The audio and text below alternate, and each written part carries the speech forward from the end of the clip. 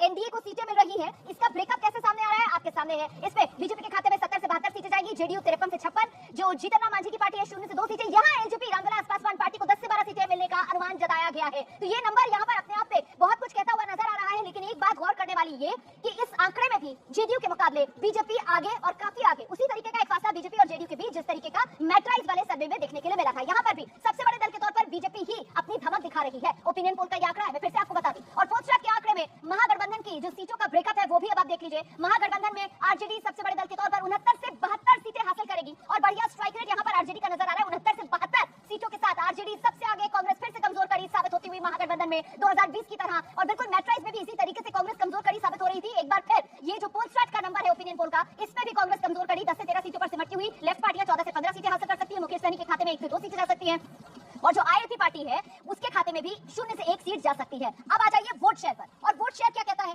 तो पोल स्टार्ट का vote share आपके सामने। पोल स्टार्ट के मुताबिक एनडीए के खाते में 45% वोट शेयर जा सकता है, महागठबंधन के खाते में 39% वोट शेयर, अन्य के खाते में 16% वोट शेयर। तो कुल मिलाकर ये बड़ा आंकड़ा है, और इस आंकड़े के हिसाब से 2020 के मुकाबले एनडीए की बल्ले बल्ले। 2020 में भी एनडीए ने बहुमत का आंकड़ा हासिल किया था, 122 जादुई आंकड़ा। एनडीए के खाते में 125 सीटें गई थी, लेकिन तब वोट शेयर के मामले में बेहद करीबी मामला था। लेकिन इस बार एनडीए महागठबंधन से कई गुना आगे नजर आ रहा है वोट शेयर के मामले में, और कहीं ना कहीं इसके पीछे वजह आदेश आपसे शुरुआत करूंगी। कुछ इस तरीके से जातिगत समीकरण और चिराग पासवान को साथ ले लेना, उसी का ये फायदा यहाँ पर एनडीए को नजर आ रहा है। पिछली बार 37% के आसपास वोट शेयर, और इस बार बढ़कर एनडीए का वोट शेयर 43%, पिछला वाला ओपिनियन पोल 49% पर पहुंचा था।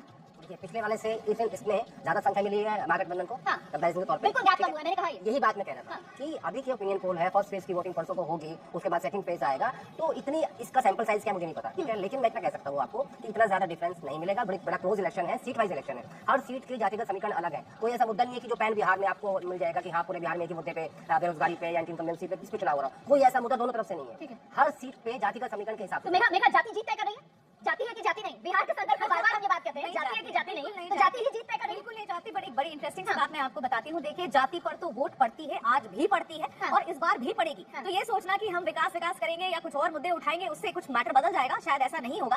कास्ट सबसे प्राइमरी रीजन कास्ट है, उसके बाद सेकेंडरी रीजन में आप डेवलपमेंट विकास ला सकते हैं, अन्य चीज ला सकते हैं, लेकिन मुख्य रीजन जाति होगी, पहली बात। दूसरी बात, मैं आपको एक बात बताऊं, 70 से ज्यादा ऐसी सीटें हैं बिहार में, 70 से ज्यादा, एक्चुअली 78 के आसपास ऐसी सीटें हैं बिहार में जहां ये कास्ट, ये जो जाति समीकरण है ना, वो काम नहीं आता है रोमाना। और मैं आपको मतलब वहां की जो स्टैट्स है मैं उसके हिसाब से आपको बात बता रही हूँ। 78 ऐसी सीट्स है जहां जाति नहीं बल्कि धर्म, हिंदू मुस्लिम के हिसाब से इलेक्शन डिसाइड होता है। आप अगर आप पढ़ेंगे या ट्रेडिशनली ये सारे जो देखेंगे किस तरीके से यहाँ पर वोटिंग होती है इन सारे 78 सीट्स में, तो आप समझेंगे कि यहाँ जाति की कोई वैल्यू नहीं है। यहाँ जाति से ऊपर उठकर लोग धर्म के नाम पर वोट देते हैं, या तो हिंदू या मुसलमान। वो 78 सीट, वो 78 सीट्स बहुत ज्यादा खुश होने वाले हैं इस बार भी रोमाना। और ये सीमांचल का पूरा एरिया जहाँ जहाँ, और मुस्लिम उम्मीदवार 30 से 34 के करीब उतारे गए। और उसके अलावा मैं आपको बता रही हूँ, नॉर्थ बिहार में, उत्तर बिहार में हर एक जिले में कुछ 4-5 ऐसी सीट्स हैं जहाँ पर ये खेल होता है। तो जब आप जाति की सवाल पूछती हैं तो जाति ऑफ कोर्स प्राइमरी रीजन है, लेकिन उसके अलावा ऐसी एक बहुत बड़ा नंबर है 78 जहाँ पर जाति काम नहीं आ रही है। तो ये सारी चीजों को देखिए, कॉम्प्लिकेटेड बिहार का आरजेडी के प्रवक्ता उत्पल तलब का हम जरा रुक कर लेते हैं। उत्पल जी, थोड़ा सा चैन की सांस ली आपने, क्योंकि जो फासला पिछले वाले सर्वे में था वो कुछ घटता हुआ यहाँ पर नजर आ रहा है, और अभी एक सर्वे के नंबर दिखाना अभी बाकी है। उत्पल जी नहीं, देखिए जरा ध्यान से सुनिएगा और समय दीजिएगा रोमाना जी। जिस तरह से आप सबको समय दिए हैं, सिर्फ उतना ही, ज्यादा समय नहीं मांगूंगा मैं आपसे।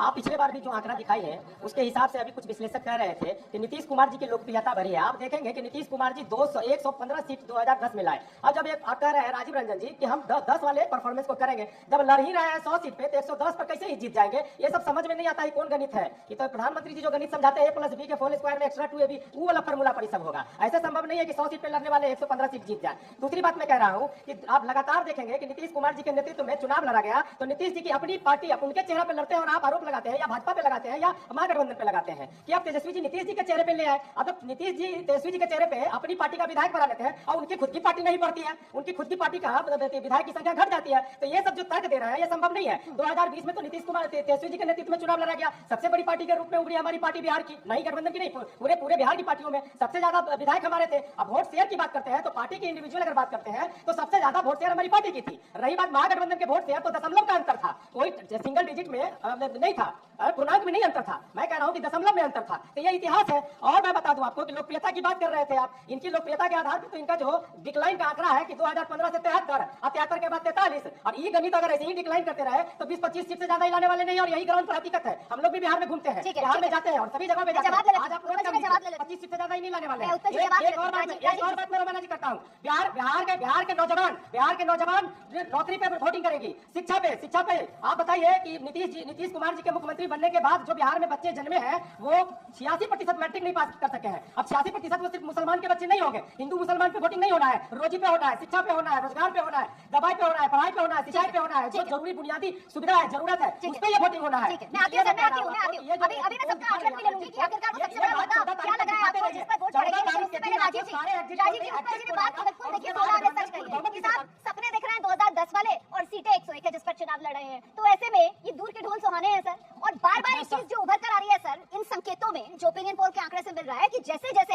एनडीए का ग्राफ नीचे जा रहा है वैसे-वैसे जेडीयू का प्रदर्शन और खराब होता हुआ नजर आ रहा है। ऐसा क्यों राजीव जी? बीजेपी के मुकाबले जेडीयू पिछड़ रही है परफॉर्मेंस। जी मैंने आपको कहा नहीं, मैं आपको जो कहना चाहता हूँ, इतना सामान्य ज्ञान तो मैं आरजेडी को सुन रहा था और मुझे हैरानी होती है इतने विद्वान प्रवक्ता आखिर कहाँ से आ गए हैं। इतना ज्ञान तो हम लोगों को भी है कि हम लोग 101 सीटें लड़ाए तो 115 कहाँ लाएंगे। मैंने अपनी पार्टी का प्रदर्शन नहीं कहा था, मैंने कहा था एनडीए 2010 के प्रदर्शन से बेहतर कर सकती है, उसके आसपास रह सकती है, मैंने ये कहा था। और ये हालात वही है, हम लोग उधर ही जा रहे हैं। और लोकप्रियता का पैमाना तो जनादेश है। लोकसभा चुनाव में करारी पटकनी आरजेडी को हम लोगों ने दी है, 75% का स्ट्राइक रेट है हमारा, और हम लोगों ने 40 सीटों में 30 सीटें जीती और उसके बाद विधानसभा के उपचुनाव हुए। जो लोग 2020 से आगे नहीं बढ़ पाते हैं उनको 2024 और उसके बाद के विधानसभा के उपचुनाव भी देखने चाहिए, जहां 100% का स्ट्राइक रेट हमारा विधानसभा के उपचुनाव में रहा और वहां आरजेडी और कांग्रेस को पूरी तरह से उन्होंने समेट दिया।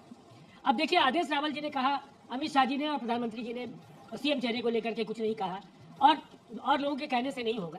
मैं समझता हूँ भारतीय जनता पार्टी को आप लंबे समय से कवर कर रहे हैं, जो लोग भी, उनको पता है कि किसी भी भारतीय जनता पार्टी की नेता की ये हैसियत नहीं है कि पार्टी के आधिकारिक लाइन के बाहर जाकर के वो कहे।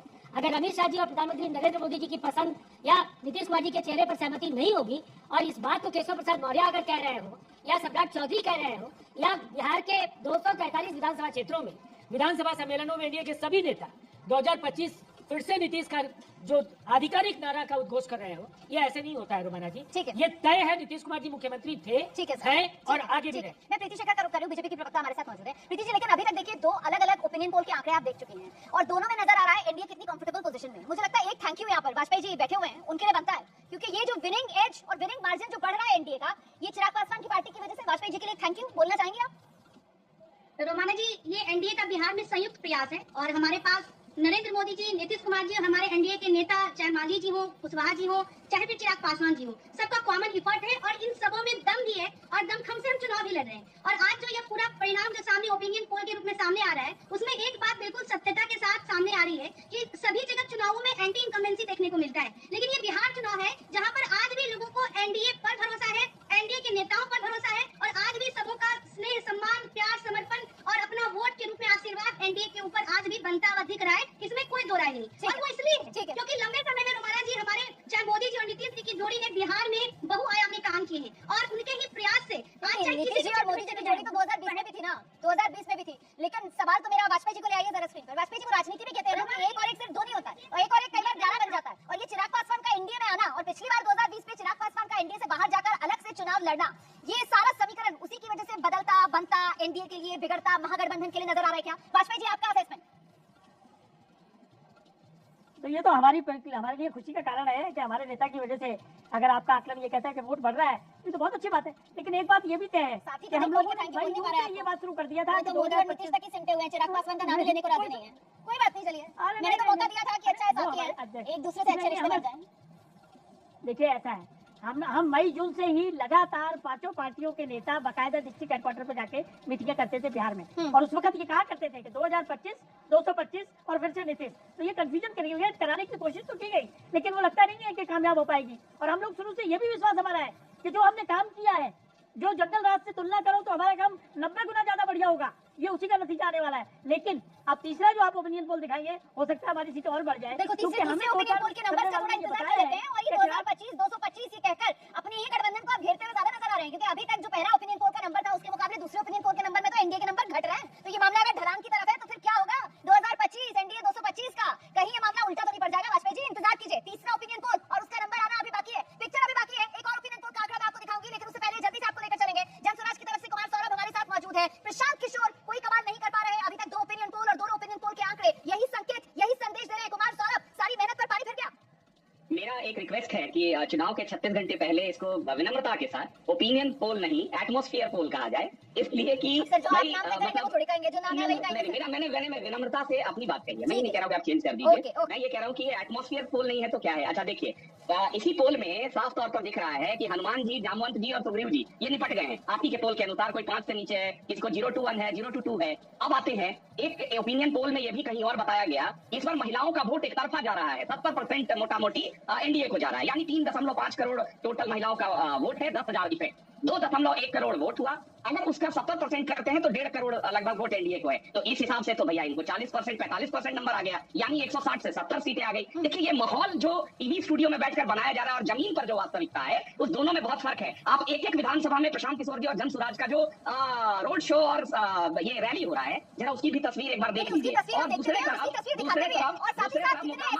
उदाहरण भी है कि जहाँ पर लोग रैलियों में तो जमकर पहुंचते हैं, देखने के लिए लोग बहुत पहुंचते हैं, सुनने के लिए लोग बहुत पहुंचते हैं, लेकिन जब बात वोट देने की आती है तो फिर ये भी कहते सुनते लोगों को हम देखते हैं कि साहब वोट खराब नहीं करेंगे, अभी और थोड़ा सा पकने की जरूरत है, अभी और थोड़ा सा इंतजार की जरूरत है। एक सेकंड मनोज जी हमारे साथ मौजूद है, मनोज जी हमारे साथ मौजूद है और उन्होंने सर्वे किया है और जरा उन्हीं से जान लेते हैं। यहाँ पर जनसुराज को शिकायत हो रही है, वो कह रहे हैं साहब इसका नाम आप ओपिनियन पोल नहीं एटमॉस्फेयर पोल रख लीजिए, आप तो माहौल बना रहे हैं, भीड़ देखिए आप कितनी आ रही है। मनोज जी ये आरोप वो लगा सकते हैं कि चूंकि माहौल बनाने में वो पहले से अनुभवी है हम लोगों से ज्यादा, तो उस चीज को हम लोग वो समझ रहे होंगे कि कैसे माहौल हो रहा है। जहां तक बात है देखिए बिहार के लोगों का, ये मैं मानने के लिए पूरी तरह से तैयार हूं कि 243 सीटों पे अपनी प्रशांत किशोर ने उपस्थिति दर्ज कराई है, लोगों के बीच गए, और यही कारण है कि जो 8% 9% जो इनको वोट शेयर मिल रहा है ये मिल रहा है। लेकिन ये भी सच्चाई है कि बिहार के 243 सीटों पे कोई एक सीट ऐसा नहीं है जहां पे ये प्रशांत किशोर बोले कि मैं इनको खड़ा कराता हूं और मेरे नाम पर जीत कराए। ये भी सच्चाई है बिहार की। तो अभी चुनाव में आए हैं, लोगों को बांधने की कोशिश किया उन्होंने, अपने साथ लोगों को जोड़ा, लेकिन अभी इनका रिजल्ट आते हुए सरकार बनाने वाले प्रशांत किशोर जी ने 4 बातें बोले थी, जिसपे मैं अभी भी सहमत हूं। एक उन्होंने बोला कि या तो मैं तो 10 सीट लाऊंगा या 150 सीट लेकर जाऊंगा, तो उन्होंने स्वीकार किया कि मैं 10 तक आ सकता हूं। दूसरा उन्होंने कहा कि नीतीश कुमार चुनाव के बाद नहीं रहेंगे, ये भी बात उन्होंने कहा, ये मैं भी मानता हूं कि हो सकता है कि नीतीश कुमार चुनाव के बाद नहीं हो। तीसरा उन्होंने एक बात और बोला कि तेजस्वी मुख्यमंत्री नहीं बनेंगे, मैं लिख कर देता हूं। तो ये 2-3 बातें हैं जो प्रशांत किशोर जी ने पूरी तरह से क्लियर कर चुका है कि चुनाव के बाद और पहले किस तरीके से बिहार की राजनीति जा रही है। तो रोमाना जी दूसरी बात है कि आखिर जेडीयू को क्यों इतना गेन मिला। जिस तरीके से मैंने बताया ना कि बीजेपी और एनडीए दोनों का 4 वोटर जो है महिलाएं हैं, और आज बिहार में जब आप जाएंगे उनके बीच में बात करेंगे तो एक तरफा वो बताती है कि हमारे लिए नीतीश कुमार क्यों जरूरी है। एक छोटा सा उदाहरण देता हूँ अलीनगर का, जहाँ पे मैथिली ठाकुर खड़ी है। आप शहर के बीच में बैठेंगे, आप तो लोगों के उनके प्रति जब बात करेंगे तो लगेगा कि मैथिली कहीं से चुनाव नहीं जीत पाएंगे, लेकिन मैथिली को जिताने के लिए वहाँ की महिलाएं, मिथिलांचल की महिलाएं जो तत्पर है, और मुझसे पूछेगा तो मैं मैथिली की सीट को अभी खतरे में मान रहा हूँ, लेकिन वहाँ के लोगों को कहना है कि चुनाव के दिन आप आइएगा और देखिएगा मैथिली माला पहन के वहाँ से निकले। तो इस तरीके से सीटों का बंटवारा अपने तरीके से जैसे चुनाव बहुत लोकल है। एक चीज कही जाएगी बिहार के इस बार 2025 के चुनाव में कहीं कोई ऐसी बड़ी लहर नहीं है, चुनाव एक तरफा नहीं है, चुनाव एक सीट पर लड़ा जा रहा है, चुनाव उम्मीदवारों के नाम पर। और आप कितना भी कह लीजिए, मैं फिर से इस बात को दोहरा दूं, चुनाव में जाति है कि जाति नहीं, जाति ही जीत की कुंजी है। ये भी कई बार साबित हुआ है और बिहार में भी ये साबित होता हुआ नजर आएगा। इसीलिए ये बिहार का चुनाव, जिसको बहुत से लोग कह रहे हैं कि बहुत रंगहीन है, बहुत से लोग कह रहे हैं बहुत स्वादहीन है, बहुत से लोग कह रहे हैं कि कोई एक बड़ी लहर नहीं है, किसी की आंधी, किसी का तूफान नहीं है, तो फिर आखिरकार वो क्या फैक्टर है जिसको लेकर बिहार का वोटर निकलेगा और 6 नवंबर पहले चरण में, 11 नवंबर दूसरे चरण में वोट डालेगा और बिहार की नई सरकार तय करेगा। सबसे तेज नतीजे 14 नवंबर एबीपी न्यूज़ पर हमारे साथ देखिएगा। और इस बीच तीसरा ओपिनियन पोल का नंबर मैं आपको दिखाने जा रही हूँ। ये तीसरी सर्वे एजेंसी है और तीसरी सर्वे एजेंसी चाणक्य स्ट्रेटजीज के मुकाबले एनडीए के खाते में 128 से 134 सीटें, महागठबंधन 102 से 108, अन्य के खाते में 5 से 9। कुल मिलाकर यहाँ पर भी बहुमत का आंकड़ा एनडीए के पास जा रहा है, एनडीए ही सरकार बना रहा है। लेकिन पिछले 2 ओपिनियन पोल के आंकड़ों के मुताबिक एनडीए का नंबर और घटता हुआ, महागठबंधन का नंबर और बढ़ता हुआ नजर आ रहा है। चाणक्य स्ट्रेटजीज के सर्वे में एनडीए को बहुमत का अनुमान, बहुमत का आंकड़ा बिहार में जादुई आंकड़ा 122 है, एनडीए को 128 से 134 सीटें बन रही है, महागठबंधन 102 से 108 सीटें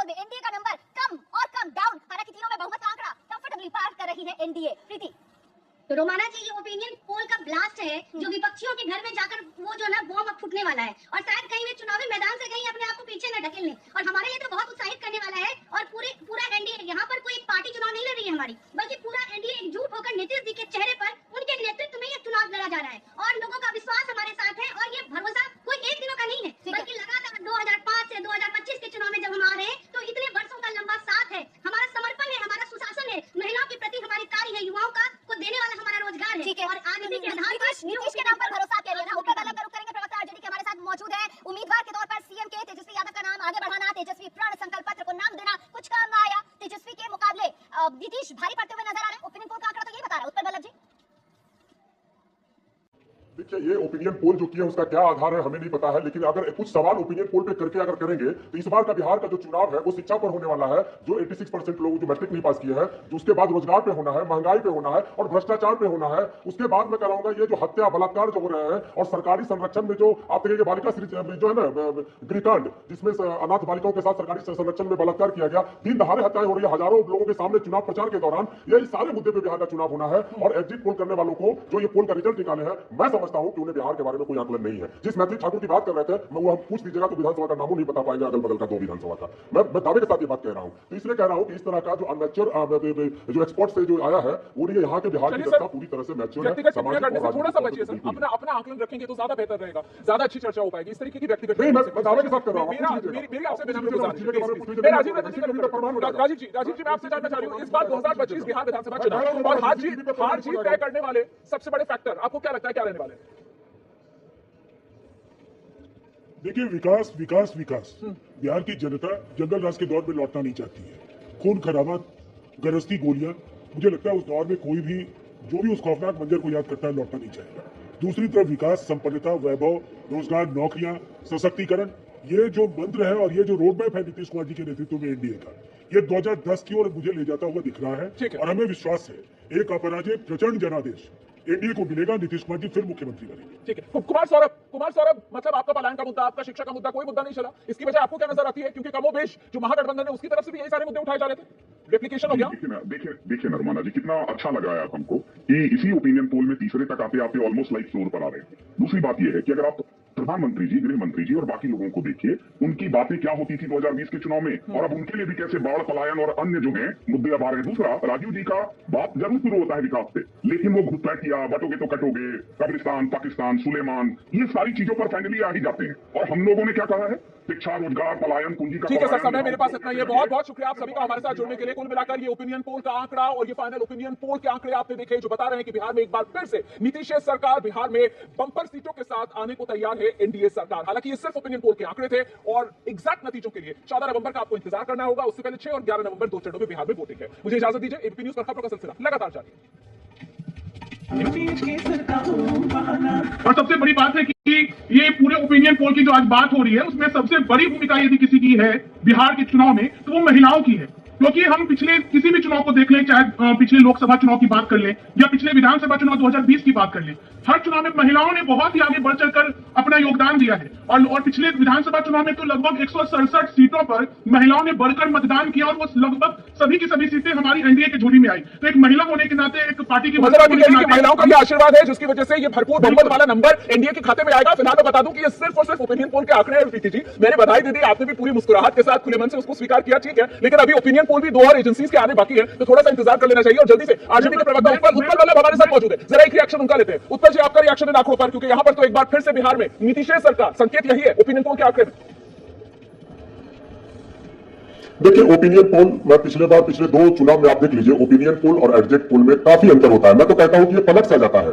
खैर, ये कौन एजेंसी की है, उनका क्या आधार है, ये उनका हो सकता है, लेकिन राष्ट्रीय जनता दल बिहार की बड़ी पार्टी है और सबसे बड़ी पार्टी है। और उनको यार, हमारे भी पार्टी के सब लोग लगे हुए हैं बिहार में। हमें जो फीडबैक मिल रही है, हम पूर्ण बहुमत की सरकार बनाने जा रहे हैं। अब कुछ आंकड़े में आपको बता दूं, आप 2010 से उतारिए, 2010 से चलिए, जब हमारी पार्टी की सबसे खराब परफॉर्मेंस थी। हम 22 से 75 का सफर किए हैं और 80 तक का सफर किए हैं। अब वही दूसरी ओर आप भाजपा को देखिए, भाजपा आप देखिएगा कि नरेंद्र मोदी जी सबसे चमत्कारिक नेता रहे हैं भाजपा के अभी तक 2014 से। तो 2014 के बाद नरेंद्र मोदी जी के जब इमर्ज हुए एक चमत्कारिक नेता के तौर पे, तो 2015 में पहला चुनाव नरेंद्र मोदी जी के नेतृत्व में भाजपा लड़ती है। उस समय 91 विधायक इनके पास थे और 2015 में नरेंद्र मोदी जी की चमत्कारिक नेतृत्व में महज 53। आप समझ सकते हैं कि नरेंद्र मोदी जी को तो शुरू में ही नकार दिया जब इनके चरम पे हवा डोलते थे, जब कहते थे कि बयार बढ़ता है उसी समय, और अब तक ये पुराने रिकॉर्ड को नहीं छू पाए पिछले 2 चुनाव से। तो ये इसलिए ये ओपिनियन 2015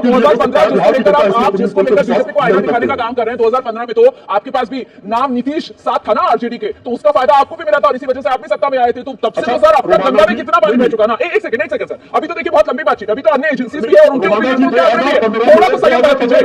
मैं जरा सा और रिएक्शन में लेता हूं सर। राजीव रंजन जी को लेकर आइए। राजीव रंजन जी जेडीयू के प्रवक्ता हमारे साथ मौजूद है। सर ये जो आंकड़ा है इस पर आपका शॉर्ट रिएक्शन, एक छोटा रिएक्शन पहले सबसे ले लीजिए। राजीव रंजन जी, ओपिनियन पोल का आंकड़ा सर।